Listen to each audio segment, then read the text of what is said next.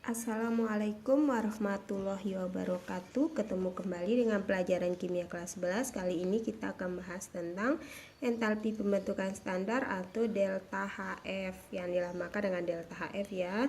Entalpi pembentukan standar atau kalor pembentukan standar merupakan perubahan entalpi yang terjadi pada reaksi pembentukan 1 mol senyawa dari unsur-unsurnya pada kondisi atau keadaan standar atau stabil, yakni 25 derajat Celcius dan tekanan 1 atm atau atmosfer.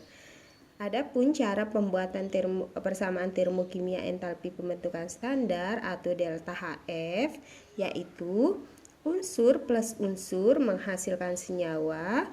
Delta HF derajat sama dengan min X kilojoule per mol. Sekali lagi, cara membuat persamaan termokimia entalpi pembentukan standar yaitu unsur plus unsur menghasilkan senyawa. Kasih jeda, tanda delta HF sama dengan min X kilojoule per mol.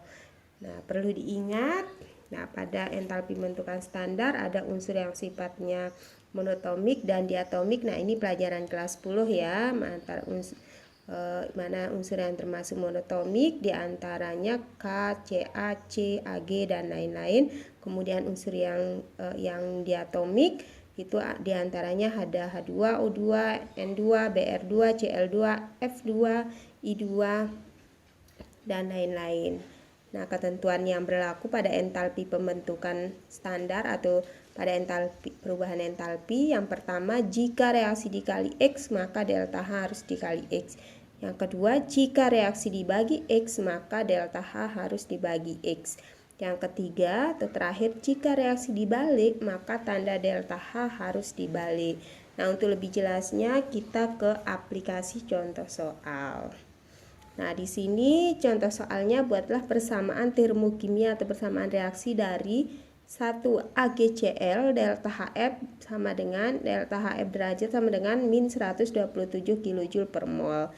Yang kedua, CaCO3 atau kalsium karbonat delta HF derajat sama dengan min 200 kJ per mol. Kita jawab sama-sama ya. Nah, di sini AgCl delta HF-nya sama dengan min 270 kJ per mol. Min 100 ya, 127 kJ per mol. Masukkan rumus, unsur plus unsur menghasilkan senyawa. Kasih jeda buat tanda delta HF. Ingat harus ada tanda delta HF derajatnya ya.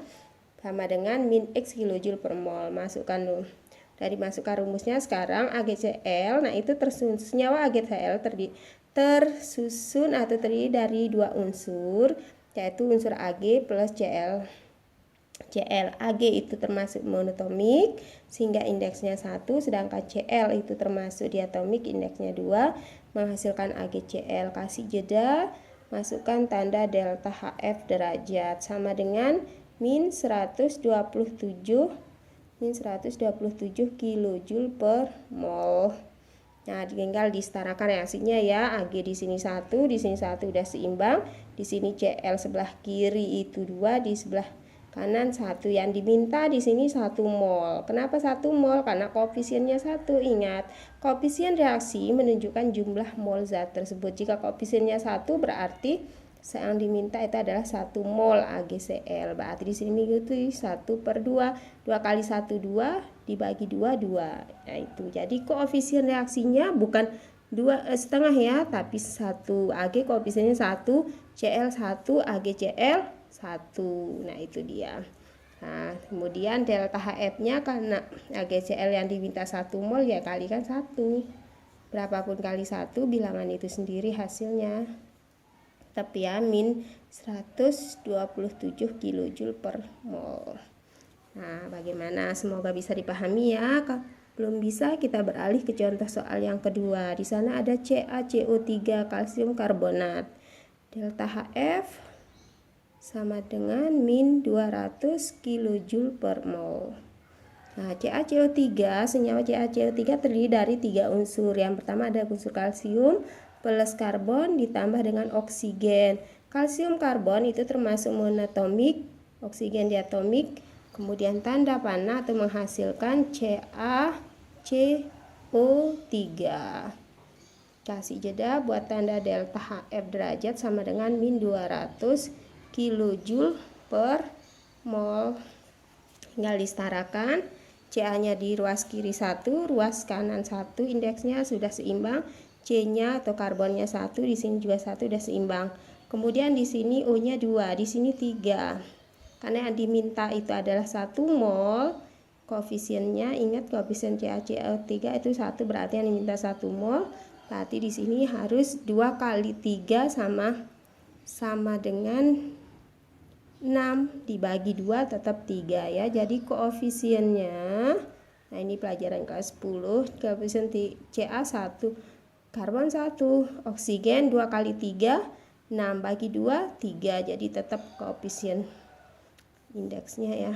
Nah di sini 1 koefisiennya. Jadi karena yang diminta 1 mol ya kalikan 1. CaCO3 yang dimintakan 1 mol ya. Kali 1 mol berarti bilangan itu sendiri min 200 kJ per mol. Nah itu dia delta HF dari CaCO3. Terima kasih, semoga mudah dipahami. Wassalamualaikum warahmatullahi wabarakatuh.